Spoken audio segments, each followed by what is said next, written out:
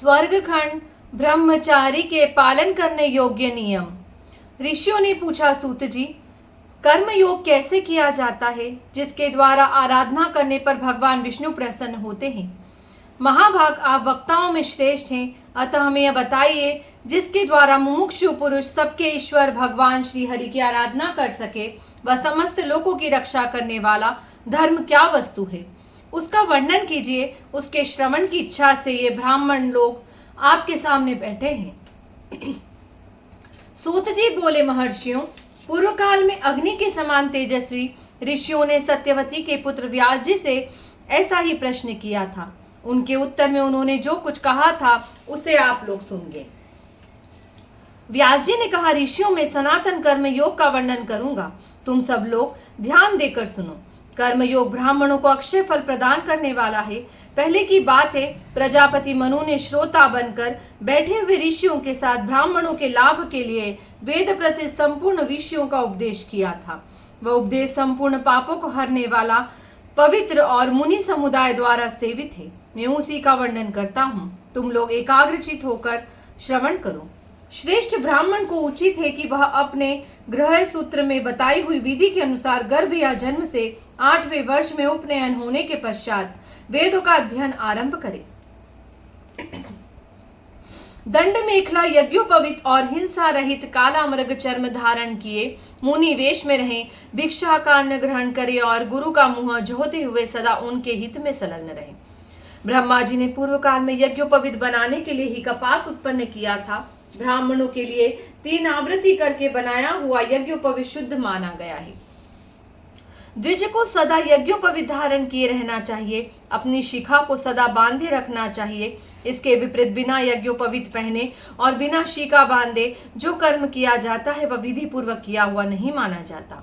वस्त्र रुई जैसा सफेद हो या गेरुआ, फटा न हो तभी उसे ओढ़ना चाहिए तथा वही पहनने के योग्य माना गया है। इनमें भी श्वेत वस्त्र अत्यंत उत्तम है, उससे भी उत्तम और शुभ आच्छादन काला मृग चर्म माना गया है। जनेऊ गले में डालकर दाहिना हाथ उसके ऊपर कर ले और बाई बाह अथवा कंधे पर उसे रखे तो वह उपवित कहलाता है। यज्ञोपवीत को सदा इसी तरह रखना चाहिए। कंठ में माला की भांति पहना हुआ जनेऊ निवित कहा गया है। ब्राह्मणों, बाई बाहर निकाल कर दाहिनी बाह या कंधे पर रखे हुए जनेऊ को प्राचीनावित अपसव्य कहते हैं। इसका पितृकार्य, श्राद्ध, तर्पण आदि में उपयोग करना चाहिए।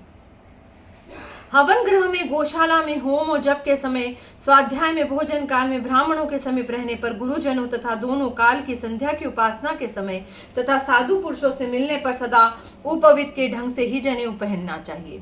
यही सनातन विधि है। ब्राह्मण के लिए 3 आवृत्ति की हुई मूंज की मेखला बनानी चाहिए। मूंज न मिलने पर कूच से भी मेखला बनाने का विधान है। मेखला में गांठ 1 या 3 होनी चाहिए। द्विज बांस अथवा पलाश का दंड धारण करे। दंड उसके पेट से लेकर सिर के केश तक लंबा होना चाहिए। अथवा किसी भी यज्ञोपयोगी वृक्ष का दंड जो सुंदर और छिद्र आदि से रहित हो वह धारण कर सकता है। द्विज सवेरे और साय काल में एकाग्रचित होकर संध्योपासन करे। जो काम, लोभ, भय अथवा मोह व संध्योपासन त्याग देता है वह गिर जाता है। संध्या करने के पश्चात द्विज प्रसन्नचित होकर साय काल और प्रातः काल में अग्निहोत्र करे। फिर दोबारा स्नान करके देवता और ऋषि और पितरों का तर्पण करे। इसके बाद पत्र, पुष्प, फल और जल आदि से देवताओं की पूजा करे। प्रतिदिन आयु और आरोग्य की सिद्धि के लिए तंद्रा और आलस्य आदि का परित्याग करके मैं अमुक हूँ और आपको प्रणाम करता हूँ। इस प्रकार अपने नाम, गोत्र आदि का परिचय देते हुए धर्मतः अपने से बड़े पुरुषों को विधि पूर्वक प्रणाम करे और इस प्रकार गुरुजनों को नमस्कार करने का स्वभाव बना ले। नमस्कार करने वाले ब्राह्मणों को बदले में आयुष्मान भव, सौम्य कहना चाहिए तथा उसके नाम के अंत में प्लूताकारा का उच्चारण करना चाहिए। यदि नाम हलंत हो तो अंतिम हल के आदि का अक्षर प्लूत बोलना चाहिए। जो ब्राह्मण प्रणाम के बदले उक्त रूप से आशीर्वाद देने की विधि नहीं जानता वह विद्वान पुरुष के द्वारा प्रणाम करने के योग्य नहीं है। जैसा शूद्र है वैसा ही वह भी है। अपने दोनों हाथों को विपरीत दिशा में करके गुरु के चरणों का स्पर्श करना उचित है, अर्थात अपने बाएं हाथ से गुरु के बाएं चरण का और दाहिने हाथ से दाहिने चरण का स्पर्श करना चाहिए। शिष्य जिनसे लौकिक, वैदिक तथा आध्यात्मिक ज्ञान प्राप्त करता है उन गुरुदेव को वह पहले प्रणाम करे। जल, भिक्षा, फूल और समिधा इन्हें दूसरे दिन के लिए संग्रह न करे। प्रतिदिन जाकर आवश्यकता के अनुसार ले आए। देवता के निमित्त किए जाने वाले कार्यों में भी जो इस तरह के दूसरे आवश्यक सामान हैं, उनका भी अन्य समय के लिए संग्रह न करे। ब्राह्मण से भेंट होने पर कुशल पूछे। क्षत्रिय से अनामय, वैश्य से क्षेम और शूद्र से आरोग्य का प्रश्न करे। उपाध्याय, गुरु, पिता, बड़े भाई, राजा, मामा, ससुर, नाना, दादा वर्ण में अपने से श्रेष्ठ व्यक्ति तथा पिता का भाई ये पुरुषों में गुरु माने गए हैं। माता, नानी, गुरुपत्नी, बुआ, मौसी, सास, दादी, बड़ी बहन और दूध पिलाने वाली धाय इन स्त्रियों में गुरु माना गया है। यह गुरु वर्ग माता और पिता के संबंध से है, ऐसा जानना चाहिए तथा मन, वाणी और शरीर की क्रिया द्वारा इनके अनुकूल आचरण करना चाहिए। गुरुजनों को देखते ही उठकर खड़ा हो जाना चाहिए और हाथ जोड़कर प्रणाम करे। इनके साथ एक आसन पर न बैठे, इनसे विवाद न करे। अपने जीवन की रक्षा के लिए भी गुरुजनों के साथ द्वेष पूर्वक बातचीत न करे। अन्य गुणों के द्वारा ऊंचा उठा हुआ पुरुष भी गुरुजनों से द्वेष करने के कारण नीचे गिर जाता है। समस्त गुरुजनों में भी 5 विशेष रूप से पूज्य है। उन 5 में भी पहले पिता, माता और आचार्य, ये 3 सर्वश्रेष्ठ है। उनमें भी माता सबसे अधिक सम्मान के योग्य है। उत्तम करने वाला पिता, जन्म देने वाली माता, विद्या का उपदेश देने वाला गुरु, बड़ा भाई और स्वामी, ये 5 परम पूज्य गुरु माने गए हैं। कल्याणकामी पुरुष को चाहिए कि अपने पूर्ण प्रयत्न से अथवा प्राण त्याग कर भी इन 5 का विशेष रूप से सम्मान करे। जब तक पिता और माता ये दोनों जीवित हो तब तक सब कुछ छोड़कर पुत्र उनकी सेवा में संलग्न रहे। पिता माता यदि पुत्र के गुणों से भली भांति प्रसन्न हो तो वह पुत्र उनकी सेवा रूप कर्म से ही संपूर्ण धर्मों का फल प्राप्त कर लेता है। माता के समान देवता और पिता के समान गुरु दूसरा नहीं है। उनके किए हुए उपकारों का बदला भी किसी तरह नहीं हो सकता। अतः मन, वाणी और क्रिया द्वारा सदा उन दोनों का प्रिय करना चाहिए। उनकी आज्ञा के बिना दूसरे की किसी धर्म का आचरण न करे, परंतु यह निषेध मोक्ष रूपी फल देने वाले नित्य नैमित्तिक कर्मों का छोड़कर ही लागू होता है। मोक्ष के साधनभूत नित्य नैमित्तिक कर्म अनिवार्य है, उनका अनुष्ठान होना ही चाहिए। उनके लिए किसी की अनुमति लेना आवश्यक नहीं है। यह धर्म के सार तत्व का उपदेश किया गया है। यह मृत्यु के बाद भी अनंत फल को देने वाला है। उपदेशक गुरु की विधिवत आराधना करके उनकी आज्ञा से घर लौटने वाला शिष्य इस लोक में विद्या का फल भोगता है और मृत्यु के पश्चात स्वर्ग में जाता है। ज्येष्ठ भ्राता पिता के समान है। जो मूर्ख उसका अपमान करता है वह उस पाप के कारण मृत्यु के बाद घोर नरक में पड़ता है। सत्पुरुषों के मार्ग पर चलने वाले पुरुष को स्वामी का सदा सम्मान करना चाहिए। इस संसार में माता का अधिक उपकार है, इसलिए उसका अधिक गौरव माना गया है। मामा, चाचा, ससुर, ऋत्विज और गुरुजनों से मैं अमुक हूँ, ऐसा कहकर बोले और खड़ा होकर उनका स्वागत करे। यज्ञ में दीक्षित पुरुष यदि अवस्था में अपने से छोटा हो तो भी उसे नाम लेकर नहीं बुलाना चाहिए। धर्मज्ञ पुरुष को उचित है कि वह उससे भी भोह और भवतः आप आदि कहकर बात करे। ब्राह्मण और क्षत्रिय आदि के द्वारा भी वह सदा सादर नमस्कार के योग्य और पूजनीय है। उसे मस्तक झुकाकर प्रणाम करना चाहिए। क्षत्रिय आदि यदि ज्ञान, उत्तम कर्म एवं श्रेष्ठ गुणों से युक्त होते हुए अनेक शास्त्रों के विद्वान हों तो भी ब्राह्मणों के द्वारा नमस्कार के योग्य कदापि नहीं है। ब्राह्मण अन्य सभी वर्णों के लोगों से स्वस्ति कहकर बोले, यह श्रुति की आज्ञा है। एक वर्ण के पुरुष को अपने समान वर्ण वालों को प्रणाम ही करना चाहिए। समस्त वर्णों के गुरु ब्राह्मण है। ब्राह्मणों के गुरु अग्नि है। स्त्री का एकमात्र गुरु पति है और अतिथि सबका गुरु है। विद्या, कर्म, वय, भाई, बंधु और कुल ये 5 सम्मान के कारण बताए गए हैं। इनमें पिछलों की अपेक्षा पहले उत्तरोत्तर श्रेष्ठ है। ब्राह्मण आदि 3 वर्णों में जहाँ इन 5 में से एक अधिक एवं प्रबल गुण होते हैं वही सम्मान के योग्य समझा जाता है। 10वीं 90 वर्ष से ऊपर की अवस्था को प्राप्त हुआ शूद्र भी सम्मान के योग्य होता है। ब्राह्मण, स्त्री, राजा, नेत्रहीन, वृद्ध, भार से पीड़ित मनुष्य, रोगी तथा दुर्बल को जाने के लिए मार्ग देना चाहिए। ब्रह्मचारी प्रतिदिन मन और इंद्रियों को संयम से रखते हुए शिष्ट पुरुषों के पास घरों से भिक्षा ले आए तथा गुरु को निवेदन करे। फिर गुरु उसमें से जितना भोजन लिए दे उनकी आज्ञा के अनुसार उतना ही लेकर मौन भाव से भोजन करे। उपनयन संस्कार से युक्त श्रेष्ठ ब्राह्मण भवत शब्द का पहले प्रयोग करके अर्थात भवती भिक्षाम देहि कहकर भिक्षा मांगे। क्षत्रिय ब्रह्मचारी वाक्य में बीच और वैश्य अंत में भवत शब्द का प्रयोग करे, अर्थात क्षत्रिय भिक्षा भवती में देही और वैश्य भिक्षाम में देही भवती कहे। ब्रह्मचारी सबसे पहले अपनी माता बहन अथवा मौसी से भिक्षा मांगे, अपने सजातीय लोगों के घरों में ही भिक्षा मांगे अथवा सभी वर्णों के घर से भिक्षा ले आए। भिक्षा के संबंध में दोनों ही प्रकार का विधान मिलता है, किंतु पतित आदि के घर से भिक्षा लाना वर्जित है। जिनके यहाँ वेदाध्ययन और यज्ञों की परंपरा बंद नहीं है, जो अपने कर्म के लिए सर्वत्र प्रशंसित है, उन्हीं के घरों से जितेंद्रिय ब्रह्मचारी प्रतिदिन भिक्षा ले आए। गुरु के कुल में भिक्षा न मांगे, अपने कुटुंब कुल और संबंधियों यहाँ भी भिक्षा के लिए न जाए। यदि दूसरे के घर न मिले तो यथासंभव ऊपर बताए हुए पूर्व ग्रहों का परित्याग करके भिक्षा ले सकता है। यदि पूर्व कथनानुसार योग्य घर मिलना असंभव हो जाए तो समूचे गांव में भिक्षा के लिए विचरण करे। उस समय मन को काबू में रखकर मौन रहे और इधर उधर दृष्टि न डाले। इस प्रकार सरल भाव से आवश्यकता अनुसार भिक्षा का संग्रह करके भोजन करे। सदा जितेंद्रिय रहे, मौन रह कर एवं एकाग्रचित हो व्रत का पालन करने वाला ब्रह्मचारी प्रतिदिन भिक्षा के अन्न से ही जीवन निर्वाह करे। एक स्थान का अन्न न खाए। भिक्षा से किया हुआ निर्वाह ब्रह्मचारी के लिए उपवास के समान माना गया है। ब्रह्मचारी भोजन को सदा सम्मान की दृष्टि से देखे, गर्व में आकर अन्न की ग्रहणा न करे, उसे देखकर हर्ष प्रकट करे, मन में प्रसन्न हो और सब प्रकार से उसका अभिनंदन करे। अधिक भोजन आरोग्य, आयु और स्वर्गलोक की प्राप्ति में हानि पहुंचाने वाला है। वह पुण्य का नाशक और लोक निंदित है, इसलिए उसका परित्याग कर देना चाहिए। पूर्वाभिमुख होकर अथवा सूर्य की ओर मुंह करके अन्न का भोजन करना उचित है। उत्तराभिमुख होकर कदापि भोजन न करे, यह भोजन की सनातन विधि है। भोजन करने वाला पुरुष हाथ पैर धो शुद्ध स्थान में बैठकर पहले जल से आचमन करे, फिर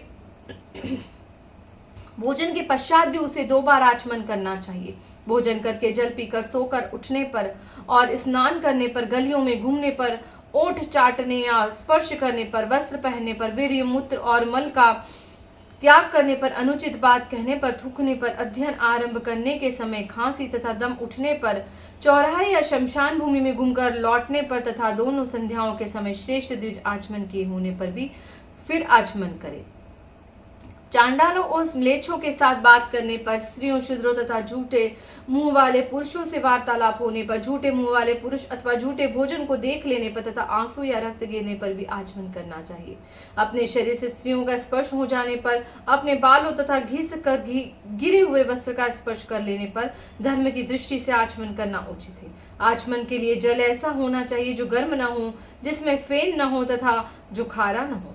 पवित्रता की इच्छा रखने वाला पुरुष सर्वदा पूर्वाभिमुख या उत्तराभिमुख बैठकर ही आचमन करे। उस समय सिर अथवा गले को ढके रहे तथा बाल और चोटी को खुला रखे।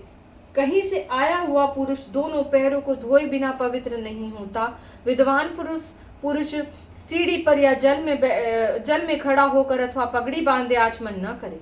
बरसती हुई धारा के जल से अथवा खड़ा होकर या हाथ से उलीचे हुए जल के द्वारा आचमन करना उचित नहीं है।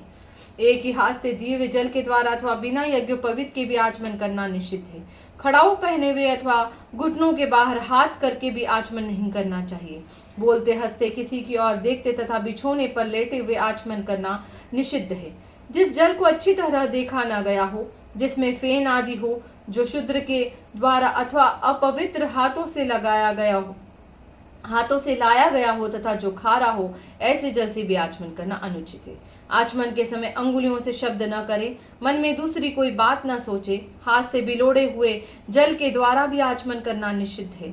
ब्राह्मण उतने ही जल से आचमन करने पर पवित्र हो सकता है जो हृदय तक पहुंच सके। क्षत्रिय कंठ तक पहुंचने वाले आचमन के जल से शुद्ध होता है। वैश्य जीवा से जल का आस्वादन मात्र कर लेने से पवित्र होता है और स्त्री तथा शूद्र जल के स्पर्श मात्र से शुद्ध हो जाते। अंगूठे की जड़ के भीतर की रेखा में ब्रह्म तीर्थ बताया जाता है। अंगूठे और तर्जनी के बीच के भाग को पितृ तीर्थ कहते हैं। कानी उंगली के मूल से पीछे का भाग प्रजापत्य तीर्थ कहलाता है। अंगुलियों का अग्रभाग देव तीर्थ माना गया, उसी को आर्ष तीर्थ भी कहते हैं। अथवा अंगुलियों के मूल भाग में देव और आर्ष तीर्थ तथा मध्य में आग्नेय तीर्थ है, उसी को सौमिक तीर्थ भी कहते हैं। जानकर मनुष्य मोह में नहीं पड़ता। ब्राह्मण सदा ब्राह्मण तीर्थ से ही आचमन करे अथवा देव तीर्थ से आचमन की इच्छा रखे। किंतु पितृतीर्थ से कदापि आचमन न करें। पहले मन और इंद्रियों को संयम में रखकर ब्राह्म तीर्थ से 3 बार आचमन करें। फिर अंगूठे के मूल भाग से मुंह को पोंछते हुए उसका स्पर्श करें।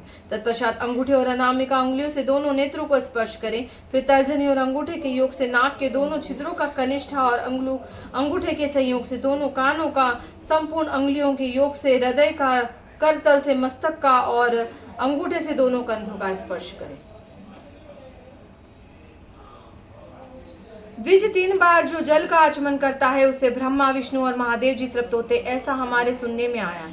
मुख का परिमार्जन करने से गंगा और यमुना को तृप्ति होती है। दोनों नेत्रों के स्पर्श से सूर्य और चंद्रमा प्रसन्न होते हैं।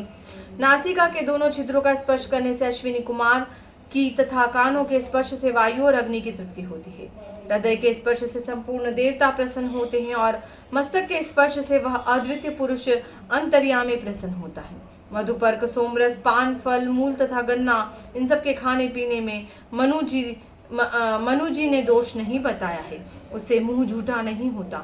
अन्न खाने या जल पीने के लिए प्रवृत्त होने वाले मनुष्य के हाथ में यदि कोई वस्तु हो तो उसे पृथ्वी पर रखकर आचमन के पश्चात उस पर भी जल छिड़क देना चाहिए। जिस वस्तु को हाथ में लिए हुए हो मनुष्य अपना मुंह झूठा करता है, उसे यदि पृथ्वी पर न रखे तो स्वयं भी अशुद्ध हो ही रह जाता है। वस्त्र आदि के विषय में विकल्प है, उसे पृथ्वी पर रखा भी जा सकता है और नहीं भी। उसका स्पर्श करके आचमन करना चाहिए। रात के समय जंगल में चोर और व्याघ्रों से भरे हुए रास्ते पर चलने वाला पुरुष द्रव्य हाथ में लिए हुए भी मलमूत्र का त्याग करके दूषित नहीं होता। यदि दिन में शौच जाना होता है तो जनेऊ को दाहिने कान पर चढ़ाकर उत्तराभिमुख हो मलमूत्र का त्याग करें। यदि रात्रि में जाना पड़े तो दक्षिण की और मुंह करके बैठना चाहिए। पृथ्वी को लकड़ी, पत्ते, मिट्टी, धेले अथवा घास से ढककर तथा अपने मस्तक को भी वस्त्र से आच्छादित करके मलमूत्र का त्याग करना चाहिए। किसी पेड़ की छाया में, कुएं के पास, नदी के किनारे, गौशाला, देव मंदिर तथा जल में, रास्ते पर, राख पर, अग्नि में तथा शमशान भूमि में भी मलमूत्र का त्याग नहीं करना चाहिए।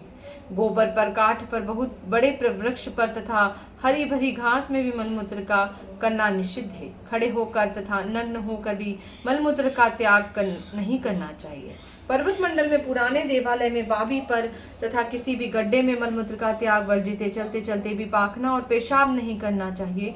भूसी, कोयले तथा ठीकरे पर, खेत में, बिल में, तीर्थ में, चौराहे पर अथवा सड़क पर, बगीचे में, जल के निकट, ऊपर भूमि में तथा नगर के भीतर, इन सभी स्थानों में मलमूत्र का त्याग मना है। खड़ाऊ या जूता पहनकर, छाता लगाकर, अंतरिक्ष में स्त्री, गुरु, ब्राह्मण, गो देवता, देवालय तथा जल की ओर मुंह करके, नक्षत्र तथा ग्रह को देखते हुए अथवा उनकी ओर मुंह करके तथा सूर्य, चंद्रमा और अग्नि की ओर दृष्टि करके भी कभी मलमूत्र का त्याग नहीं करना चाहिए।